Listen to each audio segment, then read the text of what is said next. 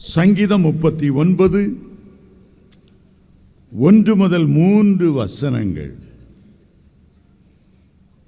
என் நாவினால் பாவம் செய்யாதபடிக்கு நான் என் வழிகளை காத்து துன்மார்க்கன் எனக்கு முன்பாக இருக்கும் மட்டும் என் வாயை கடிவாளத்தினால் அடக்கி வைப்பேன் என்றேன்.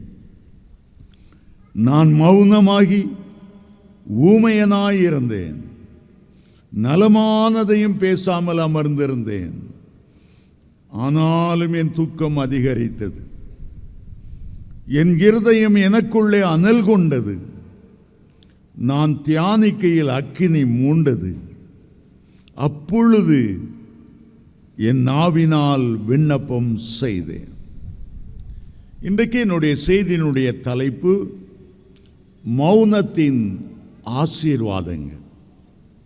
அதில் விசேஷமாக இயேசு நமக்கு முன்பாக எப்படி மௌனமாய் இருந்து முன்மாதிரியை காண்பித்தார். அவர் மௌனமாய் இருந்த 5 சந்தர்ப்பங்களை இன்றைக்கு சுருக்கமாக உங்களுடைய மத்தியிலே பேச விரும்புகிறேன். தாவீது ஒரு நோக்கத்தோடு மௌனமாய் இருந்தாராம்.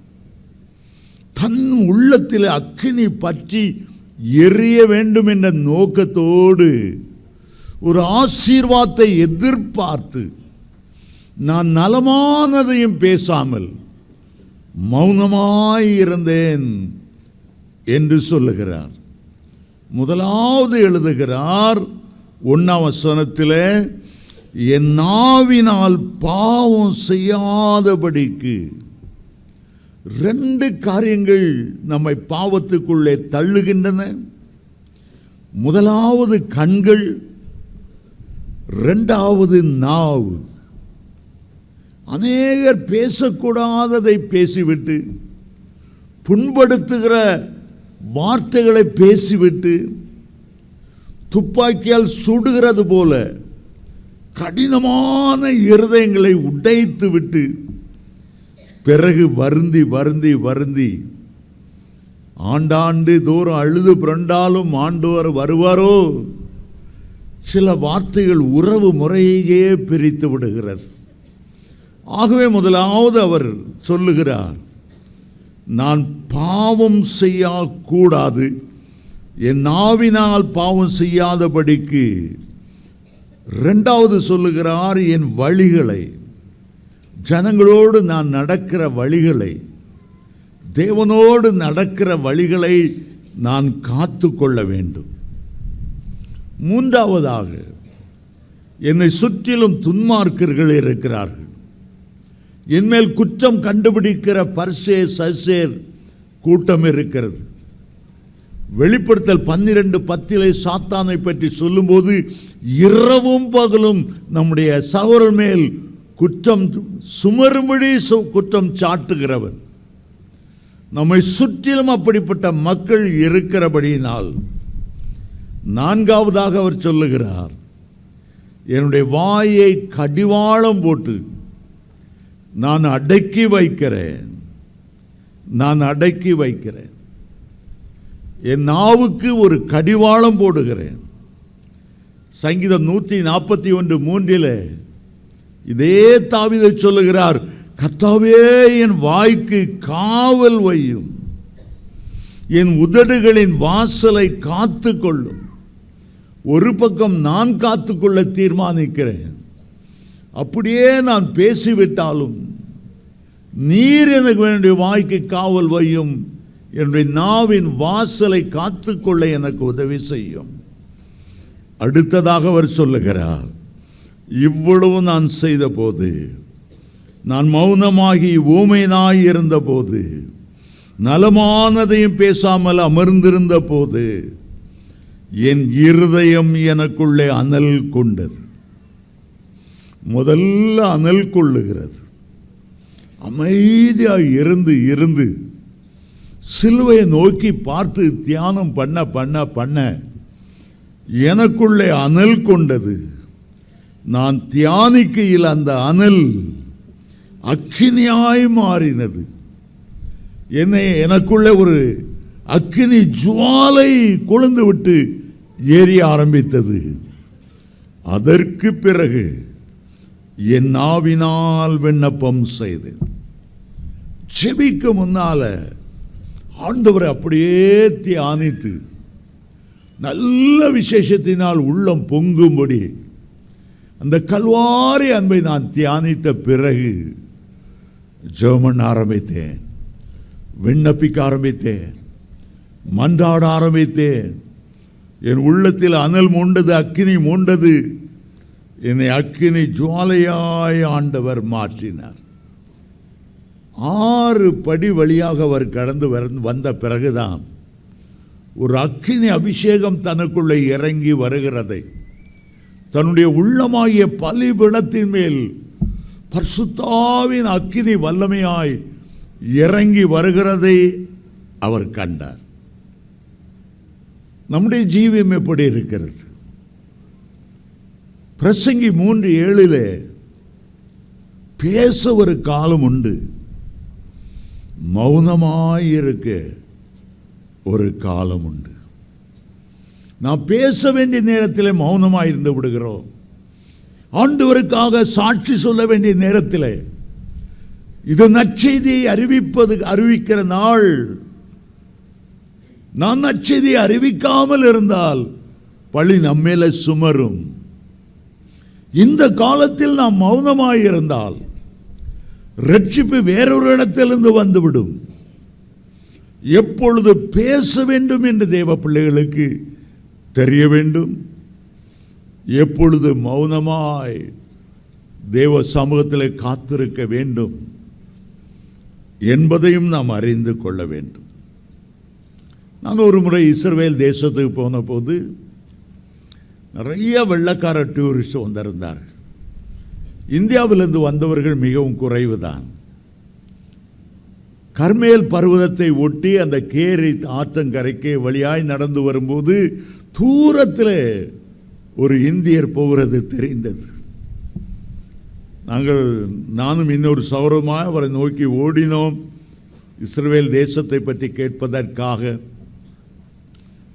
ஐயா, நீங்கள் இந்தியாவிலிருந்து வந்திருக்கிறீங்களா? எவ்வளோ நாள் இஸ்ரவேல் தேசத்தில் வாழ்கிறீங்க? இந்த தேசத்தை பற்றி உங்கள் கருத்து என்ன? இந்த மக்கள் இயேசுவை ஏற்றுக்கொள்வார்களா? நாங்கள் அடுக்கடுக்காக கேள்விகள் கேட்டுக்கொண்டே இருந்தோம். ரொம்ப மௌனமாய் இருந்தார். பேச மாட்டீர்களா என்று சொன்னார். நான் மௌன சாமியார். எங்களுடைய அழைப்பு அமைதியாக இருந்து தியானிப்பது. நான் திருச்சியை சேர்ந்தவன், வேறு ஒன்றும் என்னிடத்தில் பேச வேண்டாம் சொல்லிவிட்டு வேகமாய் போய்விட்டார்.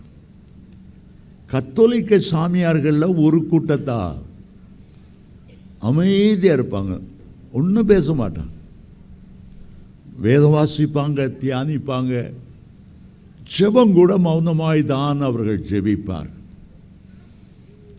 ஆகவே நாம் மௌனமாய் இருக்க ஒரு நாளை குறித்து கொள்வது நல்லது. சில பரிசுத்தவான்கள் வாரத்தில் ஒரு நாள், வெள்ளிக்கிழமையோ அல்லது புதன்கிழமையோ செவ்வாய்க்கிழமையோ ஒரு நாள் தேவ சமூகத்தில் மௌனமாய் இருக்க, வேண்டாத கதைகள் பேசுகிறதை விட்டு மௌனமாய் இருக்க கற்றுக்கொண்டால் மிகவும் நல்லது. ஆண்டவர் இந்த நாக்கை 32 பல்களுக்குள்ள தண்ணிக்குள்ள போட்டு வைத்திருக்கிறார். பாஸ்பரம் என்ற ஒரு கெமிக்கல் நேம் உண்டு. தண்ணிக்குள்ளேயே போட்டு வச்சிருப்பாங்க. தண்ணீரை விட்டு வெளியில் இருந்தால் உடனே அது புகைந்து எரிய ஆரம்பிச்சிடும். ஆனால் தான் இந்த நாக்கு ஒரு தீ, எப்படி ஒரு சின்ன தீக்குட்டி குச்சி காட்டையே கொளுத்தி விடுமோ, இந்த நாவானதும் கூட யாக்கோபு 3:5 சொல்லுகிறார், நாவில ஒரு அக்கினி இருக்கிறது, காட்டையே கொளுத்தி விடக்கூடிய ஒரு அக்கினி. நாவும் நெருப்பு தான், காட்டையே கொளுத்தி விடக்கூடிய நெருப்பு, ஆயுள் சக்கரத்தை கொளுத்தி விடக்கூடிய ஒரு நெருப்பு. நாக்கை காத்துக்கொள்ளணும், வீண் வார்த்தையை காத்துக்கொள்ளணும். சொற்களின் மிகுதியால் பாவம் செய்யாமல், பாவம் இராமல் போவாது. மனிதனிடத்தில் பேசுவதை மிகவும் குறைத்து விட்டு கர்த்தரிடத்தில் பேசும்படி நம்முடைய நாவை பிரதிஷ்டை செய்ய வேண்டும். திருவள்ளுவர் உலகத்தாராக இருந்தாலும் சொல்லுகிறார், நீ எதை காக்காம போனாலும் பரவாயில்ல, உன்னுடைய நாக்கை காத்துக்கொள். யாகாவார் ஆயினும் நா காக்க, காவாக்கால் சோகாப்பர் சொல்லிழுக்கப்பட்டு. ஒரு குழந்தை வீண், ஒரு சின்ன பையன் அல்லது பெரிய ஆளு வீண் வார்த்தை சொல்லிட்டு இருக்கிறான்னா தகப்பனை பார்த்து சொல்லுகிறார், பயனில் சொல் பாராட்டுவானை, அவனை மகன் என்று சொல்லாடே, மக்களுக்குள் பேடி என்று சொல்லு. திருவள்ளுவர் எழுதுகிறார், புழு புழு புழு புழுன்னு சிலர் பேசிட்டே இருப்பாங்க, வள வள வள வளன்னு பேசிட்டே இருப்பாங்க, பேச நிற்க மாட்டாங்க. நான் ஒரு தேசத்துக்கு போயிருக்கும்போது பிரசங்கம் பண்ணி முடித்த உடனே ஒருத்தரை பார்த்து கடைசியை சொன்னாங்க, இங்கே இந்த ஊழியக்காரர் வந்திருக்கிறார், சுருக்கமாக கடைசி ஜெபத்தை செய்வார் சொன்னாங்க. அவர் வந்தார், மைக்க பிடிச்சார். முதல்ல ஒரு பாட்டு, 25 நிமிஷத்துக்கு ஒரு பாட்டு, அதுக்கு பிறகு ஒரு வசனம், பிறகு அந்த வசனத்துக்கு ஒரு விளக்கம். திருப்பி அவர் ஜெர்மன் ஆரம்பிக்கும் போது அமெரிக்காவிலேருந்து ரஷ்யாவுக்கு வர்றார், ரஷ்யாவிலேருந்து இந்தியாவுக்கு வர்றாரு, இந்தியாவிலேருந்து இலங்கைக்கு தாவுறாரு. நான் பக்கத்தில் உள்ளவங்க கேட்டேன், இவர் என்ன ஊழியம் செய்கிறாரு? அவர் சொன்னார், இவர் ஊழியமே மைக் ஊழியம்தான். மைக்கை பிடிச்சாருன்னா நிறுத்த மாட்டார். ஆனாலும் நீங்கள் ரொம்ப நேரம் ஆச்சுன்னா நாங்கள் ஆட்டோமேட்டிக்காக அங்கே ஸ்பீக்கர் செட்டை கட் பண்ணி விட்டுருவோம்.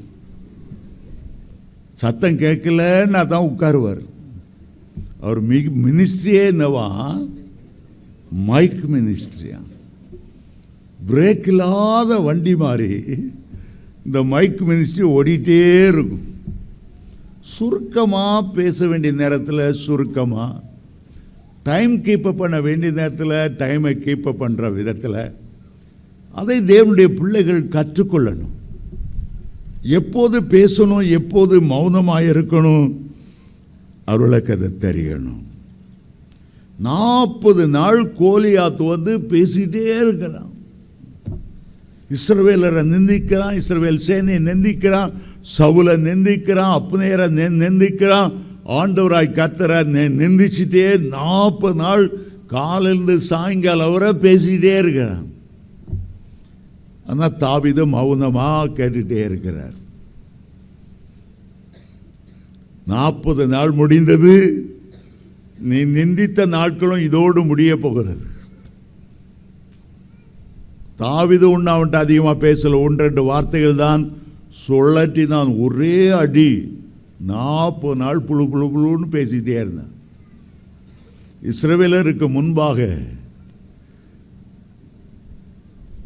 அவ்வளவு அரபு தேசங்களும் நாசர் என்கிற எகிப்தின் அதிபதி பக்கமாய் சார்ந்து, நாசர் புழு புழு புழு புழுன்னு பேசிகிட்டே இருந்தார். இஸ்ரவேல் என்ற ஒரு தேசம் இருக்காது, புலோக படத்திலிருந்து அதை நான் அழிப்போம், மூட்டை பூச்சை நசுக்குவது போல நான் நசுக்குவோம். இனி அப்படி ஒரு தேசம் பூமியில் இருந்ததாக யாரும் சொல்லவே முடியாது. நாங்கள் அப்படி செய்ய போகிறோம். 24 நாடுகள் ஒன்று செய்து விட்டோம், எங்களுடைய படை யாரும் எதிர்க்க முடியாது பேசிக்கிட்டே இருக்கும்போது என்ன யுத்தத்தை ஆரம்பிக்க போகிறோம், இன்னைக்கு மாலை 5 மணிக்கு யுத்தத்தை ஆரம்பிக்க போகிறோம் சொல்லிகிட்டே இருந்தான். 5 மணி தான் ஆரம்பிக்கிறா. விடிய காலத்திலே இஸ்ரவேல் அவனே யுத்தத்தை ஆரம்பித்து வந்து அவ்வளோ விமான தளத்திலும் குண்டு போட்டு அவ்வளவு காத்திருந்த விமானப்படையை அடைச்சிட்டு அவன்பாடு போயிட்டான். யாரும் எதிர்பார்க்கல. மௌனமாய் இருந்து ஆண்டவர் என்ன செய்ய போகிறார், அந்த ரட்சிப்பை பார்க்க வேண்டியது நம்முடைய கடமை. பேசுவது எளிது, அதைவிட ஒரு முக்கியமான காரியம் கர்த்தருடைய சமூகத்தில் காத்திருந்து, கர்த்தாவே நான் என்ன செய்ய வேண்டும், அமைதியாக என்னை குறித்து என்ன எண்ணி இருக்கிறீர், உடைய வாக்குத்தத்த வசனங்களை தியானிக்க தியானிக்க நமக்குள்ளே அனல் மூழ்கிறது. அனல் முழுகிறது. பேசி கெட்டவங்க நிறைய பேர். மிரியாம் சும்மா இருக்கிறத விட்டு மோசே மேலே இல்லாத பொல்லாதெல்லாம் பேசினார். ஆண்டவர் மோசையை கொண்டு தான் பேசினாரோ, எங்களை கொண்டு பேசவில்லையோ? மோசே சகல மனுஷரிலும் சாந்த குணமுடைய ஒரு மனுஷன். அப்படிப்பட்டவனுக்கு விரோதமாய் அவள் அள்ளி வீசினாள். ஆண்டவருக்கு அதுக்கு மேலே தாக்கு பிடிக்க முடியல. தேவனுடைய கோபம் அவள் மேலே இறங்கி வந்தது. அவள் குஷ்டரோகியாய் மாறினாள். அநேகர் சும்மா இருக்கிற ஊழியக்காரர்களுக்கு விரோதமாக பேசி குடும்பத்துக்கே சாபத்தை வைத்துக் கொள்ளுகிறார். ஊழியக்காரங்க கர்த்தருடைய ஊழியக்காரங்க, உன்னுடைய வீட்டு வேலைக்காரன் அல்ல. கர்த்தருக்கு கீழாய் இருக்கிற ஒரு தேவ மனிதனை இஷ்டத்துக்கு பேசுவார்கள். அவன் நின்றாலும் விழுந்தாலும் கர்த்தருக்கு தான் உத்தரவாதி.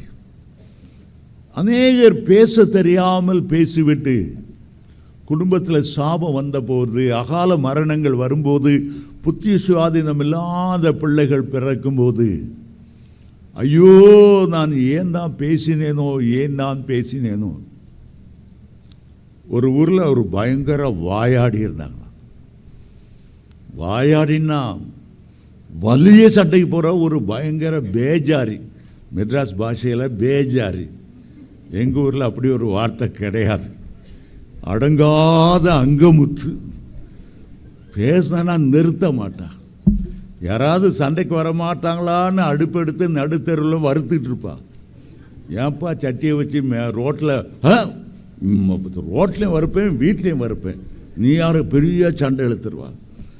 அதனால் அந்த அம்மாவை கண்டையெல்லாம் பயந்து போயிடும். இவ்வளோத்துக்கு அவள் வாலிப பிள்ளை தான். 25 வயசாச்சு, இன்னும் கல்யாணம் ஆகலை. ஆனால் இவா பயங்கர வாயாடிங்கிறத உலகமே தெரிஞ்சதுனால யாரும் கல்யாணம் கிட்ட வரல. கட்டிட்டு யார் பாடுபடுறது? கடைசியில் ஒருத்தன் வந்தான், நான் உன்னை கட்டிக்கிறேன், ஆனால் வாய் பேசக்கூடாது. இவ எந்த தண்டனையும் ஏற்றுக்கொள்ள தவிர 5 நிமிஷம் கூட வாய் பேசாமல் இருக்கவே முடியாது. தூக்குக்கு போனாலும் போயிடுவாளே தவிர வாய் மட்டும் பேசாமல் இருக்கவே முடியாது, அடக்கவே முடியாது. கெட்ட வார்த்தை பேசுவா, ஏளன வார்த்தை, தூஷண வார்த்தை, உலகத்தில் என்னென்ன மோசமான வார்த்தைகள் பேசுவா அவ்வளோத்தையும் பேசுவா. மாப்பிள்ளை போய் ஒவ்வொரு வீட்லையா கல்யாண கார்டு கொடுக்கும்போது பொண்ணு பேரை பார்ப்பாங்க. ஐயோ பாவம். அடுத்த வீட்டில் கல்யாண கார்டை கொடுப்பா, கடவுள் தான் உன்னை காப்பாற்றணும். ஒவ்வொரு வீட்டுக்கு கார்டு கொடுக்க போனாலும் எல்லாம் அதே சொன்னாங்க. கல்யாண நாள் வந்தது, பொண்ணு அலங்கரிச்சு எல்லாம் வந்தாங்க. மாப்பிள்ளை பக்கத்தில் இருக்கார். நேராக ஐயரை சுருக்கமாக முடிக்கணும். வளன்னு பிரசங்க இவ்வளோ நீட்டக்கூடாது.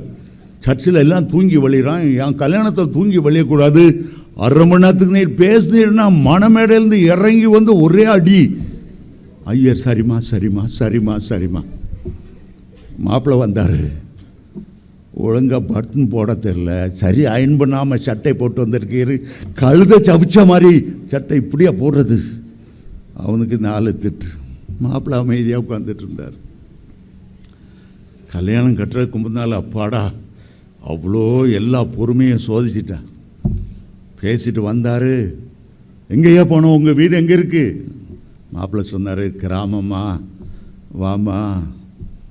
இது என்ன மாட்டு வண்டியா, அது குதிரை வண்டியா, கழுத வண்டியா, கிழட்டு குதிரையா தூக்கிட்டு ஒரு வீடு? மாப்பிள்ளையா நீர், ஆம்பளையா நீர், மீசை இருக்கா இல்லையா? திட்டிகிட்டே இருந்தா. அமைதியாக கேட்டுகிட்டே இருந்தா. 2 பேரும் வண்டியில் ஏறி உட்கார்ந்தாங்க. குதிரையை ஓட்டுனான். கொஞ்ச தூரம் ஓடின உடனே குதிரை மக்கர் பண்ணிச்சு, ஓட மாட்டேன்னுச்சு. சவுக்கு எடுத்த 4 அடி அடித்தான். கொஞ்சம் தூரம் ஓடிச்சு, திருப்பியும் நின்றுச்சு. குதிரையை பார்த்து சொன்னால் ஃபர்ஸ்ட் வார்னிங். திருப்பி நின்ன உடனே செகண்ட் வார்னிங். 3வது கொஞ்சம் தூரம் ஓட்டினான். தேர்ட் வார்னிங் சொன்னான். துப்பாக்கி எடுத்தான், குதிரையை அடித்து கொன்னே போட்டான். மனைவி பக்கத்தில் தான், என்ன இது, இந்த குதிரை எப்படி போயா சுட்டா கொள்றது, இப்போ நம்ம எப்படி ஃபர்ஸ்ட் வார்னிங்.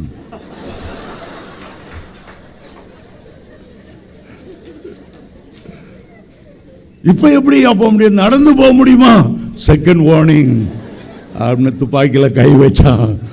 அன்னையிலேருந்து அவ பேசவே மாட்டான். சிலருக்கு துப்பாக்கி தான் எடுக்க. மிரியா பேசி பேசியே குஷ்டரோகத்தை வாங்கினான்.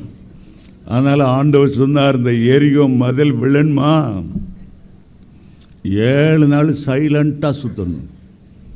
ஏன்னா அவருக்கு தெரியும் இஸ்ரவேல் ஜனங்கள் ரொம்ப ஃபேமஸ்ஸு முறுமுறுக்கிறதுல. எங்கே போனாலும் முறுமுறுப்பு. மன்னவை கண்டா முறுமுறுப்பு, காடுகளை கண்டா முறுமுறுப்பு, எதை பார்த்தாலும் அந்த முறுமுறுப்பு கத்தருக்கு அருவறுப்புன்றனால தான் நீங்கள் இந்த எரிகோ சுற்றி வரும்போது ஒரு பேசக்கூடாது, நல்லதும் பேசக்கூடாது, பொல்லாதும் பேசக்கூடாது. 6 நாள் 6 முறை சுற்றி வரணும், 7ஆம் நாள் 7 முறை சுற்றி வரணும். மௌனமாக கர்த்தர் இதை செய்ய வல்லவர். அவருடைய கிரியைகளை எண்ணி பார்த்து கொண்டே வாருங்க. பக்கத்தில் உள்ளவங்களை பார்த்து வாய் பேசாது. ஆகவே தான் யாத்திராமம் 14:14 கர்த்தர் உங்களுக்காக யுத்தம் செய்வார், நீங்கள் சும்மா இருங்க, நீங்கள் அமைதியாக இருங்க. சங்கீதம் 46:10-11 அவர் சொல்லுகிறார், நீங்கள் அமர்ந்திருந்து நானே கர்த்தர் என்பதை அறிந்து கொள்ளுங்க. அமர்ந்திரு, ஜோமனிட்டியா அமர்ந்திரு, அற்புதத்தை எதிர்பார்க்கிறியா ஸ்தோத்திரம் பண்ணிட்டே அமர்ந்திரு. 4 பேர்கிட்ட சொல்லி சிலட்ட கஷ்டப்பட்டு நாங்கள் கவுன்சிலிங் கொடுப்போம். கேட்குற மாதிரி கேட்கப்பாங்க, உண்மையில் கேட்க மாட்டாங்க. திருப்பி அதே கேள்வி, ஆண்டவர் சோமாக்குவாரா? கண்டிப்பாக சோமாக்குவா. இவ்வளோ நேரம் தான் கவுன்சிலிங் கொடுத்ததே அதுதான். பிறகு சோமாக்குவாரா, நம்பலாமா? அமைதியாக கத்தவன சோமாக்குவார். பேசுனா அற்புதமே கெட்டு போகும். பேசாத, அமைதியார். ஒரு அம்மா எப்போ பார்த்தாலும் மாமியார்கிட்ட சண்டை போட்டு தாய் வீட்டுக்கு ஓடிடும். தாய் வீட்டிலேருந்து அவங்களுக்கு பாலும் பழமும் அது இதெல்லாம் கொடுத்து மொய் கொடுத்து பொருள் கொடுத்து மாமியார் வீட்டுக்கு அனுப்பி வச்சா 3 நாள் தான் இருப்பா, ஓடி வந்துடுவா. ஏன்னா மாமியார் 3 பேசினா இவா 10 பேசுவா. அந்த அம்மாவுக்கும் வாய் அடக்க தெரியாது, இந்த மருமகளுக்கும் வாய் அடக்க தெரியாது. புருஷன் கூட வாழ முடியாமல் தாய் வீட்டிலே இருப்பாள். தாய் ஒரு நாள் சொன்னா, ஏம்மா இங்கே ஒரு முனிவர் இருக்கிறார், முனிவர்கிட்ட போய் கொஞ்சம் மந்திரிச்சு தண்ணி வாங்கிட்டு வந்திருக்கிறேன். சாதாரண தண்ணி இல்லை, மந்திரிச்ச தண்ணி. உங்கள் மாமியார் எப்போ உன் மேலே கோபப்படுறாரோ, எப்போ உன் மேலே பொறிஞ்சி தள்ளுறாங்களோ, உடனே இந்த தண்ணியை வாய்க்குள்ள ஊற்றி வச்சுக்கோ. கரெக்டாக டைம் பாரு, 1 மணி நேரம் கழித்து வெளியே துப்பிடு. இந்த மந்திர தண்ணி உங்கள் மாமியார் வாய் அப்படியே அடைச்சிரும். உங்கள் மாமியார் பேசவே மாட்டாங்க. முதல் நாள் மாமியார் சண்டை வந்துச்சு, ஓடி போனால் அந்த மந்திர தண்ணியை வாய்ப்புறா. மாமியார் பேச பேச பதிலுக்கு 4 கொடுக்கணும். சுருன்னு அப்படி கத்தி குத்து மாதிரி, பட்டையை கத்து குறுக்கு மாதிரி.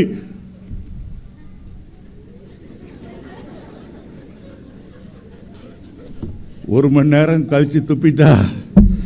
மாமியார் சண்டை போட்டு பார்த்து இவ பதில் பேசாதனால அந்த அம்மாவும் அடங்கி போயிட்டாங்க. பிறகு இதுக்கு என்ன சண்டை போடுறதுன்னே தெரியல. 1 மாதம் அப்படி செய்தா, வீட்டில் சண்டையே கிடையாது. அம்மா 1 மாதம் வீட்டில் ஒரு சண்டையும் கிடையாது. இன்னும் அந்த முனிவர்கிட்ட போய் இன்னும் கொஞ்சம் மந்திர தண்ணியும் இல்லை, தந்திர தண்ணியும் இல்லை, இது சாதாரண தண்ணியில் கொஞ்சம் சக்கரை போட்டு வந்து கொடுத்துருக்குறேன், உங்கள் வீட்டிலையே நீ அதை தயாரிச்சுக்க. எப்போ மாமியார் சண்டை வருதோ வாய்க்குள்ள ஊற்றி வச்சுக்க. எவ்வளோ ஒரு அருமையான ஒரு காரியம். கல்வாரி சிலுவையை தியானம் பண்ணும்போது நமக்குள்ள ஒரு அக்கினி மூழும்படி அமைதியாக இருக்க கற்றுக்கொள்ளும். இன்றைக்கு நான் யார் கூட பேச மாட்டேன். சிலுவையின் அன்பை குறித்து நான் தியானிப்பேன். கேரளாவில் உள்ள ஒரு போதகர் எப்போதுமே பெரிய கன்வென்ஷனுக்கு வரும்போது 3 நாள் தேவ சமூகத்தில் அமர்ந்து சிலுவையின் காயங்களை மட்டும் தியானிப்பாராம். எனக்காக அல்லவா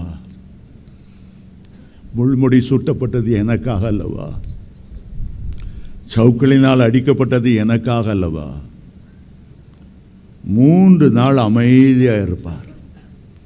அந்த காயங்களையே பார்த்து கொண்டு வருவார். 3ஆம் நாள் பிரசங்கிக்கும் போது பலத்த வல்லமை, பலத்த அற்புதங்கள், பலத்த அதிசயங்கள். ஒரு பக்கம் நாம் பாவம் செய்யாதபடி மௌனமாய் இருப்பது நம்மை பாதுகாக்கிறது. சொற்களின் மிகுதியால் பாவம் இல்லாமல் போகாது என்று வேதம் நமக்கு சொல்லுகிறது. 2வது நாம் அடக்கி வரும்போது நமக்குள்ளே ஒரு அக்கினி மூழ்கிறது. நீதிமொழிகள் 17ஆம் அதிகாரம் 28ஆம் வசனம் சொல்லுகிறது, பேசாதிருந்தால் மூடனும் ஞானி என்று எண்ணப்படுவான், சொல்லப்படுவான். தன் உதடுகளை மூடுகிறவன் புத்திமான் என்று அழைக்கப்படுகிறான். வேதத்தில் நீங்கள் வாசித்தா யோபுக்கு முதல்ல ஒரு 3 நண்பர்கள் வருவார்கள். 4வது இன்னொரு நண்பன் வருவான். முதல் 3 நண்பர்களும் தூரத்தில் யோபு பார்க்குறாங்க. அவன் மேலே வந்த துன்பங்கள், துயரங்கள், 10 பிள்ளைகளை இழந்த இழப்புகள், அவனுடைய சொத்துக்கள், ஆஸ்திகள், கால்நடைகள் எல்லாவற்றையும் இழந்த வேதனை, சரீரம் முழுவதும் தாங்க முடியாத பருக்கள், புண்கள், வேதனைகள். சாம்பலில் உட்கார்ந்து, புழுதியில் உட்கார்ந்து, தாம் தலை மேலே புழுதியும் சாம்பலையும் போட்டுக்கொண்டு உட்கார்ந்து இருக்கிற பார்த்த உடனே அவனுடைய 3 நண்பர்களும், வேதம் சொல்லுகிறது, யோபு 2ஆம் அதிகாரம் 13ஆம் வசனத்தில் 7 நாள் ஒன்றும் பேசாமல் இரவும் பகலும் அப்படியே அமர்ந்து இருந்துட்டாங்க. ஒன்றும் பேசலை. 7 நாள் இரவு பகல் அவனையே பார்த்து உட்காந்துட்டாங்க. அதுக்கு பிறகு பேசினாங்க பாருங்க. 3ஆம் அதிகாரத்திலேருந்து சில குழந்தைகள் 4 வயசு 5 வயசு வரை பேசாது. நம்மகிட்ட பாஸ்டர் என் பிள்ளை 4 வயசாச்சு 5 வயசாச்சு பேச மாட்டேங்குது. ஒரு நாள் பேச ஆரம்பிக்கும் பாருங்க, உலகத்தில் இல்லாத தூஷண வார்த்தையாக பேசிட்டே இருக்கும். யோபுவினுடைய நண்பர்கள் 7 நாள் பேசாமல் இருந்தாங்களாம். பிறகு பேசாங்க பாருங்க, 30ஆம் அதிகாரம் வரையிலும் 28 அதிகாரம் 3 பேரும் மாறி ஆண்டவருக்கே கோவந்துருச்சு. அறிவில்லாம வார்த்தையா அலுப்பி கொண்டு இருக்கிற இவர்கள் யார்? இவங்க மேல என் கோபம் மூழ்கிறதுன்னு சொன்னேன். அறிவில்லாம பேசிக்கிட்டே இருக்கிறது. இவங்க மேல என் கோபம் மூழ்கிறது. யோபு தன்னுடைய சிநேகிதருக்காக விண்ணப்பம் செய்தாலும், கோச்சிக்காதே ஆண்டவரே, 7 நாள் அமைதியாக இருந்தாங்களே, பேச ஆரம்பித்தா நிறுத்த மாட்டேன்றாங்க, எனக்கே கஷ்டமாக இருக்கிறது. அருமையான தேவனுடைய பிள்ளைகளே, இயேசு கிறிஸ்துவிடத்தில் நாம் ஒன்றை கற்றுக்கொள்ளுகிறோம். அவர் பேசினதை பார்க்கிலும் அமைதியாக இருந்தது, மௌனமாக இருந்தது மகா மேன்மையானது. மல்கியாவிலிருந்து மத்தேயு வரையிலும் 400 வருஷம் பரலோகம் அமைதியாக இருந்தது. 400 வருஷத்தில் ஒரு தீர்க்கதரிசி எழும்பினதில்லை, ஒரு ராஜா எழும்பினதில்லை. மௌனமான வருஷம். இயேசுடைய பிறப்பிலும் வளர்ப்பிலும் பாருங்க, பிறந்தபோது லூக்கா கொஞ்சம் அதிகாரங்களை பேசுகிறார். 12ஆம் அதிகாரத்தில் ஒரே ஒரு சம்பவம். அவர் பிறந்த பிறகு அடுத்தது 12 வயது தான். 12 வயதுலேருந்து அவருக்கு என்ன நடந்தது? அமைதியான வருஷம் 30வது வருஷம் வரையிலும், 30வது வயது வரையிலும் அவர் என்ன செய்தார்? அமைதியாய் தன்னை வெளிக்காட்டாதபடி அமர்ந்திருந்தார். 400 வருஷம் கர்த்தருடைய வார்த்தை இல்லை. இயேசு பிறந்தார், பிறகு என்னாச்சு தெரியல. கத்தோலிக்கல் மட்டும்தான் அதை கரெக்டாக தப்பாக சொல்கிறாங்க. 6 வயதினில் ஆரம்ப பள்ளிக்கு இயேசு கடந்து சென்றாரே, பிளேட்டை எடுத்தாரே, புக்கை வாசிச்சாரே. பைபிள் இல்லை. 6 வயசில் கரெக்டாக எல்கேஜிக்கு போனாருன்ட்டு கத்தோலிக்க பாட்டு சொல்லுது, பைபிள் ஒன்றும் சொல்லலை. அது பிறகு அவரை எங்கே பார்க்குறோம்? 30 வயசில் தான் யோவான் சான இடத்துல ஞானஸ்நானம் பெறக்கு அவர் போகிறார். அது பிறகு எங்கே இயேசுவை வானாந்தரத்துக்கு போயிட்டார். 40 நாள் அங்கே உபவாசம் இருக்கார். வீட்டில் இருந்தால் யாராவது பேசிக்கிட்டே இருப்பாங்க, துணத்துக்கிட்டே இருப்பாங்கன்னு வனாந்தரத்துக்கே போயிட்டார். யாரும் பேச முடியாத ஒரு இடம். 40 நாள் வனாந்தரத்தில் மௌனமாக இருந்தார். அதுக்கு பிறகுதான் மத்தேயு 5ஆம் அதிகாரத்தை வாசிக்கும்போது வாயை திறந்து உபதேசித்தது என்னவென்றால், சரித்திரம் அமைதியாக இருக்கிறது. இயேசு அமைதியாக இருந்தார். இன்னும் அமைதியாக இருக்க முடியாது. வாயை திறந்து அவர் பேசினார். அவர் பேசின வார்த்தைகள், மலைப்பிரசங்கத்தில் இயேசு சொன்ன உபதேசங்கள், நம்முடைய வாழ்க்கையின் சட்ட திட்டங்கள். ஒரு போர்ச்சேவன் அவர் பேசுகிறதை பார்த்து கொண்டே இருந்தார். யோவான் 7:46 சொல்லுகிறான், அந்த மனுஷன் பேசினதை போல ஒருவனும் ஒரு காலமும் பேசினதில்லை. பேசுகிற வார்த்தைகள் அது வெள்ளித்தட்டிலே வைத்திருக்கிற பழங்களுக்கு சமானம். அவ்வளவு அருமையான வார்த்தைகளை பேசினார். பேசுவதற்கு ஒரு காலம் உண்டு, அமைதியாய் இருப்பதற்கு ஒரு காலம் உண்டு. இயேசு பேசினதை பார்த்ததும் பொதுமக்கள் சொன்னார்கள், லூக்கா 4:22 அவருடைய வாயிலிருந்து புறப்பட்ட கிருபையுள்ள வார்த்தைகளை குறித்து, வாயிலிருந்து புறப்பட்ட கிருபையுள்ள வார்த்தைகள், ஜனங்கள் ஆச்சரியப்பட்டார்.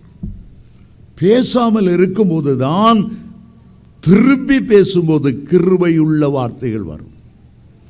அமைதியாய் தேவ சமூகத்தில் நான் என்ன பேசணும், நான் என்ன பேசணும் காத்திருக்கும் போது தான் அந்த கிருபையுள்ள வார்த்தைகளை ஆண்டவர் நமக்கு தந்தருளுவார். எலியேசரை ஆபிரகாம் அனுப்புனாரு, என் மகனுக்கு ஒரு பொண்ணை பார்த்துட்டு வா, ஏற்ற ஒரு துணையை பார்த்து கொண்டு வா. எலியேசர் வந்தார். பெண்கள் கிணத்து தண்ணி எடுக்கிற இடத்துக்கு வந்தார். எந்த பெண், நீ குடி உன்னுடைய ஒட்டகத்துக்கும் வார்ப்பேன் என்று எந்த பெண் சொல்லுகிறாளோ அவள்தான் என்னுடைய எஜமானுக்கு ஏற்ற பெண். வந்து அமைதியாய் காத்திருந்தார். ஆண்டவர்கிட்ட ஜெபம் பண்ணி கொண்டே இருக்கிறார். என் வழியை வாய்க்க பண்ணு ஆண்டவரே, என் எஜமானுக்கு ஏற்ற ஒரு குணசாலியான ஸ்திரியை தாரும். ஜெபம் பண்ணி கொண்டே இருக்கிறார். ஒரு பெண் வருகிறாள், ஐயா தண்ணி குடிங்க, உங்கள் ஒட்டகங்களுக்கும் நான் வார்ப்பேன். ஒட்டகங்களுக்கு வார்க்கிறதுங்கிறது முடியாத காரியம். ஏன்னா ஒவ்வொரு குடம் ஒவ்வொரு ஒட்டகமும் காஞ்சி போன வனாந்தரத்திலேருந்து வந்திருக்கு. 15 குடம் 20 குடம் அசால்ட்டாக குடிக்கும். கொண்டிருக்கிறது 10 ஒட்டகம். 10 ஒட்டகத்துக்கும் வார்ப்பேன்னு ஒரு பெண்ணு சொன்னா அவள் தான் ஒரு குணசாலியான ஸ்திரியாக இருக்கக்கூடும். கர்த்தருடைய வேலைக்காக அமைதியாய் காத்திருந்தார். பிறகு அந்த வீட்டுக்கு போனார். அங்கே லாபான் இருந்தான். வந்த உடனே சாப்பாடு ரெடி பண்ணிட்டார். ஆனால் இவர் உடனே சாப்பிடல. கர்த்தர் காரியத்தை வாய்க்க செய்வாரோ, சொன்ன காரியத்தை கர்த்தர் நடத்திப்பாரோ, அவர்களுடைய வாயிலிருந்து வரமட்டும் பொறுமையோடு காத்திருந்தார். சிலர் நிறைய மகனுக்கு மாப்பிள்ளை பொண்ணு பார்க்க போவாங்க. 10 இடத்துல போய் டிஃபன் சாப்பிடுவாங்க, பிரியாணி சாப்பிடுவாங்க, எல்லாம் சாப்பிட்டு மூக்கு நல்லா இல்லை, மொழி நல்லா இல்லை, பார்வை நல்லா இல்லை, கொஞ்சம் தான் முடி இருக்கு, வேண்டான்னு சொல்லி இதை சாப்பிடக்கு முன்னாலே சொல்லலாம்ல. பாவம், அவங்களும் நம்பிக்கையோட பலரெலாம் செய்து வச்சு எல்லாத்தையும். எனக்கு தெரிஞ்ச எங்கள் சொந்தக்காரங்க ஒரு ஐயர் இருந்தார். ஒரு பையன் உலகத்தில் உள்ள அவ்வளோ பொண்ணையும் பார்த்து அவ்வளோ வீட்லேயும் மூக்கு பிடிக்க சாப்பிட்ருவார். அந்த வீட்டாருக்கு நம்பிக்கை கொடுத்துருவார். எல்லாம் தின்னு எல்லாம் டைஜஸ்ட் ஆன உடனே ஒரு லெட்டர் எழுதுவார், இது தேவ சித்தம் இல்லை என்பதை உணர்கிறேன். நீ மௌனமாக இருந்து ஜோம்ன்றது கிடையாது. சோறு கண்ட இடம் சொற்கொண்டு அங்கே பாய் வரிச்ச இடத்துல உட்காந்துரா. வயிற்று தேவ சித்தம்னு எப்படி தெரியும்? ஒவ்வொரு பொண்ணு வீட்லையும் போய் சாப்பிட்றத நிறுத்திடணும். கர்த்தர் வாய்க்க செய்கிறாரா, கர்த்தர் வழி நடத்துகிறாரா, அதுக்கு பிறகு ஆண்டவர் வழி நடத்துகிறார் என்பதை திட்டமாய் அறிந்த பிறகு உண்பது நல்லது. மௌனமாய் இருக்க ஒரு அருமையான நேரம் உண்டு. அதே நேரத்தில் பேசுவதற்கென்று ஒரு நேரம் உண்டு. இயேசுவை குறித்து 5 இடங்களில் வாசிக்கிறோம். அவர் மௌனமாயிருந்தார். அவர் மௌனமாயிருந்தார். ஏசாயா 53ஆம் அதிகாரம் 7ஆம் வசனத்திலிருந்து நான் வாசிக்க விரும்புகிறேன். அவர் நெருக்கப்பட்டும் ஒடுக்கப்பட்டும் இருந்தார், ஆனாலும் நம்முடைய வாயை அவர் திறக்கவில்லை. அடிக்கப்படும்படி கொண்டு போகப்படுகிற ஒரு ஆட்டுக்குட்டியை போலவும், தன்னை மயிர் கத்திருக்கிறவனுக்கு முன்பாக சத்தமிடாதிருக்கிற ஆட்டை போலவும் அவர் தம்முடைய வாயை திறவாதிருந்தார். 10ஆம் வசனம், கர்த்தரோ அவரை நொறுக்க சித்தமாகி அவரை பாடுகளுக்குட்படுத்தினார். அவருடைய ஆத்துமா தன்னை குற்ற நிவாரண பலியாக ஒப்புக் கொடுக்கும் போது அப்போதும் கூட அவர் அமைதியாய் இருந்தார். நியாயம் அவரை விட்டு எடுபட்டு போன போதும் அமைதியாய் இருந்தார். தன்னுடைய நியாயத்தை அவர் சொல்லாமல் அமைதியாய் இருந்தார். ஆண்டவர் பல நேரங்களில் பேசக்கூடிய சந்தர்ப்பம் இருந்தாலும், அவர் மேல் அநியாயமாய் குற்றம் சாட்டுகிறார்கள் என்று அவர் எண்ணியிருந்தாலும், நீதியாய் நியாய தீர்ப்பு செய்கிறவருக்கு தன்னை ஒப்பு கொடுத்து அவர் அமைதியாயிருந்தார். வேதம் முழுவதில் நீங்கள் பாருங்கள். முதல் ஒரு பாவியான ஸ்திரீ, ஒரு விபச்சார ஸ்திரியை கையுமையுமா பிடித்து அவர் பக்கத்தில் இழுத்து கொண்டு வந்தார்கள். இயேசு அப்போதான் ஜெபாலயத்தில் பிரசங்கித்து விட்டு அமைதியாக இருக்கிற நேரம், ஐயா கையுமையுமாய் உள்ள பிடித்தோம். மோசே நியாயப்பிரமாணம் என்ன சொல்லுகிறது? இப்படி விபச்சாரத்தில் ஈடுபட்டவர்களை கல்லறிந்து கொள்ள வேண்டும் என்று சொல்லி இருக்கிறது, நீர் என்ன சொல்லுகிறீர்? ஆண்டவர் அமைதியாக இருந்தார். திரும்ப திரும்ப அலட்டிக்கொண்டே இருந்தார். அமைதியாக இருந்தார். பிறகு அவர்களை பார்த்து சொன்னார், உங்களிலே பாவம் இல்லாதவன் இவள் மேல் முதலாவது கல்லறிய கடவன். சொல்லிவிட்டு அமைதியாக இருந்தார். தரையிலே குனிந்து கொண்டார். விரலை கொண்டு தரையிலே எழுதினார். இவர் குனிந்ததினாலே அவருடைய மனசாட்சி வாதிக்கப்பட்டது. இவர் பேசாமல் இருந்தாலும் மனசாட்சி பேசிக் கொண்டிருந்தது. மனசாட்சி அவர்களை குற்றப்படுத்தி கொண்டிருந்தது. அவர் குனிந்து கொண்டிருந்ததினாலே அவங்க நழுவுறதுக்கு ஆண்டவர் ஒரு வாய்ப்பை கொடுத்தார். அது சைக்காலஜி. ஒரு பெரிய ஆண்டவர் நிமிந்து இருந்தால் ஒருத்தன் போக மாட்டான், வீம்புக்கு நின்றுட்டு இருப்பான். குனிஞ்சிட்டனால நைஸாக நழுவுறதுக்கு ஆண்டவர் ஒரு வாய்ப்பை கொடுத்தார். எப்போ பேசணும், எப்போ மௌனமாக இருக்கணும். இவர் மௌனமாக இருந்தார். எல்லாரும் ஒவ்வொரு நழுவி போயிட்டாங்க. எல்லாரும் போகிற வரையிலும் மௌனமாக தான் இருந்தார். பிறகுதான் எழும்பி கேட்டேன், என்னம்மா உன்னை குற்றஞ்சாட்டினவங்களாம் எங்கே? அவங்க எல்லாம் போயிட்டாங்க. நான் உன்னை குற்றவாளியாய் தீர்க்கிறதில்லை, போ, இனி பாவம் செய்யாத. மத்தேயு 8ஆம் அதிகாரம் 6ஆம் வசனத்தில் அவர் மௌனமாய் இருந்தார். யோவான் 8:6. ரெண்டாவது, ஒரு கானானிய ஸ்திரீ, அவருடைய மகள் பிசாசினாலே மிகுந்த வேதனைப்படுகிறாள். எனக்கு வந்து உதவி செய்யும். ஆண்டவர் அமைதியா இருந்தார். அவ விடல, அலட்டிட்டே இருந்தா, திரும்ப திரும்ப கேட்டு இருந்தா. சீஷர்கள் இயேசு பார்த்து சொன்னாங்க, என்னையாவா தொடர்ந்து பின்னால வந்துட்டு இருக்கா? ஏதாவது பதில் சொல்லி ஏதாவது ஒரு அற்புதம் செய்து அவளை அனுப்பக்கூடாதா? ஆண்டவர் சொன்னார், நான் காணாமற் போன இஸ்ரவேல் வீட்டார் இடத்தில் தான் அனுப்பப்பட்டேன், மற்றபடி அல்ல. அமைதியாக இருந்தார்.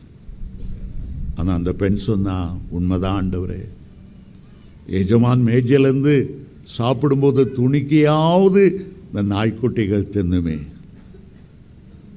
அவருடைய தாழ்மையை பார்த்தார், மனமிறங்கி அவளை குணமாக்கினார். மூன்றாவதாக, இயேசு பிரதான ஆசாரியரின் இடத்துல விசாரிக்கப்படுவது கொண்டு போனார். மார்க்கு 14:16. இயேசு தன்னுடைய நியாயத்தை கூட சொல்லவில்லை, மௌனமாயிருந்தார். ஒரு பிரதான ஆசாரியன் கர்த்தருடைய ஒரு பிரதிநிதியாய் இருக்கிறது என்று எண்ணாமல் உண்மையாய் நியாய தீர்ப்பு செய்ய வேண்டும் என்ற விருப்பம் இல்லாமல் அவரை எப்படியாவது குற்றம் கண்டுபிடித்து சிலுவையில் அறைய வேண்டும் என்று ஏற்கனவே தீர்மானித்த விட்டவனத்தில் தான் போய் நீதி நியாயத்தை சொல்லி என்ன பிரயோஜனம்? பிரதான ஆசிரியன் மற்றவனுக்காக பரிந்து பேசுகிறவன், இஸ்ரவேலுடைய 12 கோத்திரத்தின்படியே 12 விலையேறப்பட்ட கற்களை தன் மார்பதகத்திலே ஏந்தி விண்ணப்பம் பண்ணுகிறவன். இங்க இருக்கிற பிரதான ஆசாரியனோ அப்படிப்பட்டவன் அல்ல, ஜெபிக்கிறவன் அல்ல, பரிந்து பேசுகிறவன் அல்ல. ஒரு தீர்மானத்தோடு இருக்கிறவனிடத்தில் பேசி பிரயோஜனம் இல்லை. அமைதியாக இருந்தார். நான்காவதாக, பிலாத்துவுக்கு முன்பாக யோவான் 19ஆம் அதிகாரம் 9ஆம் வசனத்தில் பிலாத்து பல கேள்விகளை கேட்டார். ஆண்டவர் பேசல. ஏன் தெரியுமா? அவர் ரட்சிப்பை உண்டாக்குறதுக்காகவே வந்தார். இரத்தம் சிந்தி நம்மை மீட்கும் பொருளாக தன்னைத்தானே ஒப்பு கொடுக்க வந்தார். அந்த சிலுவை மரணத்திலிருந்து அவர் தப்பிக்கொள்ள விருப்பமில்லை. தன்னுடைய நீதி அவர் சொல்லவில்லை, நியாயத்தை சொல்லவில்லை, அமைதியாக இருந்தார். காரணம் என்ன? நோக்கத்துக்காக நாம் இந்த பூமிக்கு வந்திருக்கிறோம், அதை அவர் உணர்ந்தார். நம்மேல வைத்த அன்பின் நிமித்தம் அவர் மௌனமாய் இருந்தார். ஏரோதுக்கு முன்பாக ஐந்தாவதாக அவன் பல கேள்விகளை கேட்டான். லூக்கா 23ஆம் அதிகாரம் 9ஆம் வசனத்தில் அவரை கேலி செய்தான், பரியாசம் செய்தான், மினுக்கான வஸ்திரத்தை தெரித்தான், இஸ்ரவேலருக்கு ராஜா என்று சொன்னார். அவனுக்கு முன்பாக ஆண்டவர் அமைதியாய் இருந்தார். அவர் பேசவில்லை. வீணாக பேசி பிரயோஜனம் இல்லை. வீணான வார்த்தைகள் தர்க்கத்துக்கு ஏதுவாக இருக்கும். தர்க்கத்துக்கு ஏதுவாக இருக்கும். வீணான தர்க்கங்களை விட்டு விலகுங்க. சிலவங்க சொல்லுவாங்க, இங்கே முகமதியர் சிலர் வந்து சில கேள்வி கேட்குறாங்க, பதில் சொல்கிறீங்களா? தேவையில்லை. அவங்க உண்மையாய் மனம் திரும்பணும், அறியணும், கேட்க வர்றதில்லை. எப்படியாவது நம்ம கேலி பண்ணணும், பரியாசம் செய்யணும். ஒரு இஸ்லாமிய வாலிபன் வந்து என்னிடத்தில் கேட்டான். நான் கேட்டேன், தர்க்கம் பண்ண வாரியா அல்லது உண்மையை அறிந்து கொள்ளணும் வாரியா? அவன் சொன்னான், உண்மையை அறிந்து கொள்ளணும். பிதாவுக்கு எப்படி குழந்தை பிறந்தது அதை தெரியணும். உட்கார வைத்து அவனிடத்தில் சொன்னேன், பாரு, ஒரு சூரியன், சூரியனுக்கு கல்யாணம் ஆச்சுதா, மனைவி இருக்கா, பிள்ளை இல்லை. ஆனால் அந்த சூரியன்லேருந்து ஒரு வெளிச்சம் வருகிறது. அந்த வெளிச்சத்தை ஒளி என்கிறோம். சூரியனுடைய மகன் என்று அழைக்கிறோம். நீதியின் சூரியனாகிய பிதா இருக்கிறார்.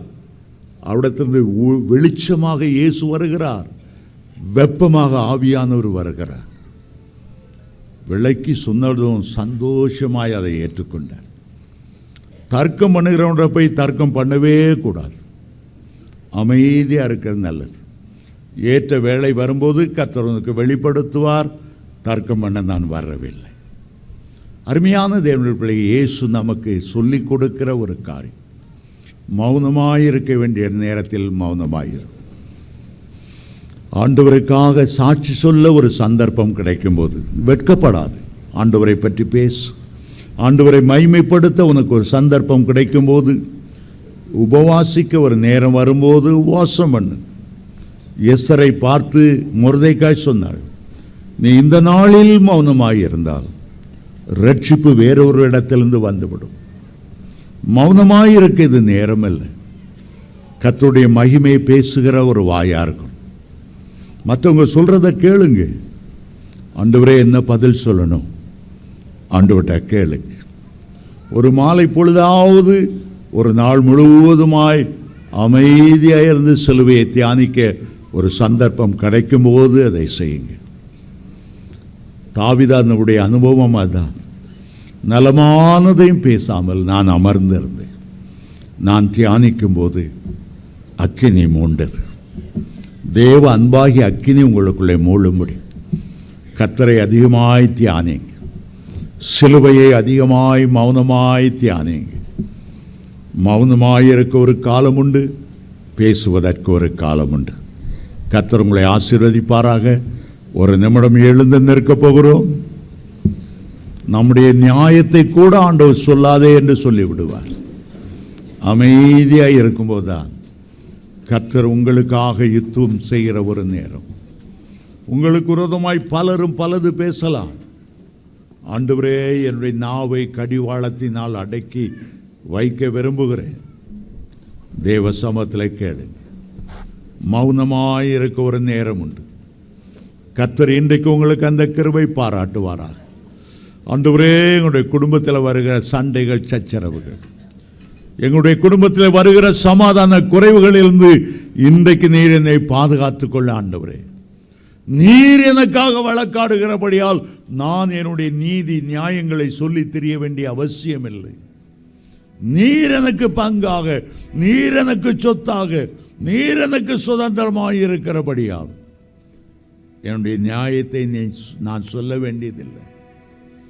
ஆபிரகாம் சொன்னார், நீ வலதுபுறம் போறியா, சந்தோஷம், நான் இடதுபுறம் போகிறேன். விட்டு கொடுத்து மௌனமாய் இருந்தார். ஆகவேதான் ஆபிரகாமுக்கு கானான் தேசம் முழுவதையும் ஆண்டவர் சொந்தமாய் கொடுத்தார். நீ உனக்காக பேச ஆரம்பிக்கும் போது கர்த்தர் உனக்காக பேசாமல் மௌனமாய் இருந்து விடுவார். ஆண்டவரே, நீர் எனக்காக பேசு. ஆண்டவரே, நீர் எனக்காக வழக்காடும். ஆண்டவரே, நீர் எனக்காக யுத்தம் செய். பார்வோனுடைய சேனைகள் இஸ்ரவேலரை விரட்டி கொண்டு வந்தது. மோசே சொன்னார், அமைதியா இருங்க, கர்த்தர் உங்களுக்காக யுத்தம் செய்வார். இன்றைக்கு இயேசுவின் நாமத்திலே சொல்லுகிறேன், உங்களுக்கு எந்த பிரச்சனை இருந்தாலும் கர்த்தர் உனக்காக யுத்தம் செய்வார். கர்த்தர் உனக்காக பலத்த பராக்கிரமசாலியாய் எழுந்து இருக்கிறார். நீ பேசுவதை பார்க்கிலும் கர்த்தர் உனக்காக பேசுவது உனக்கு நலமாயிருக்கும். அவர் சர்வலோக நியாயாதிபதி, உனக்கு நியாயம் செய்வார். உன்னுடைய நியாயம் எங்கே புரட்டப்படுகிறதோ அங்கே கர்த்தர் உனக்காக நியாயத்தை நிலைநிறுத்துவார். அவர் மௌனமாய் இருப்பதில்லை. உனக்காக அவர் எழுந்தருளுவார். உனக்காக அவர் யாவையும் செய்து முடிக்கிற சிலுவையில் உனக்காக யாவையும் செய்து முடித்தவர் வாழ்க்கையில் உனக்காக யாவையும் செய்து முடிப்பார். அவர் சர்வலோக நியாயாதிபதி, சர்வலோக நியாயாதிபதி. அவர் உனக்கு நியாயம் செய்யாமல் இருப்பாரோ? நிச்சயமாய் நியாயம் செய்வார்.